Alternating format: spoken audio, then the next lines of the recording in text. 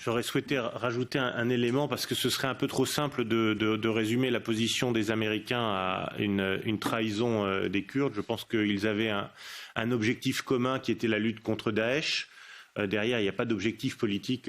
Thierry le rappelait à l'instant, ce sont des groupes d'extrême gauche en rien conforme avec la ligne d'une politique américaine qui les faisait travailler ensemble, premièrement. Deuxièmement, ce ne sont pas 1000 soldats américains qui empêchent une invasion par l'armée turque. C'est ce que Herman rappelait tout à l'heure, ce sont des cache-sexes. En fait, la réalité, c'est que l'Union européenne est incapable de prendre ses responsabilités, la France en premier.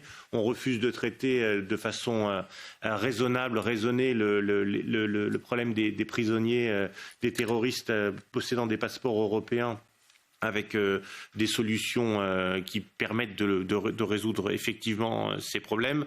Et par ailleurs, les États-Unis ont le sentiment aujourd'hui, et c'est la raison pour laquelle au groupe Identité Démocratie, nous militons pour que nous sortions que la France, en tout cas, sorte du commandement militaire intégré de l'OTAN.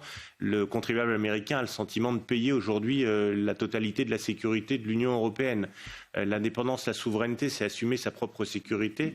Les Américains aujourd'hui, dans le droite ligne de la doctrine Monroe, qui aura bientôt 2 siècles, n'ont pas l'intention d'être les gardiens du monde et les gendarmes du monde. Donc on ne peut pas leur reprocher à la fois une sorte de messianisme de l'époque de Bush fils, quand il était en train d'expliquer qu'il fallait que la démocratie occidentale s'impose partout, qui était un messianisme qui nous a mis dans des difficultés considérables.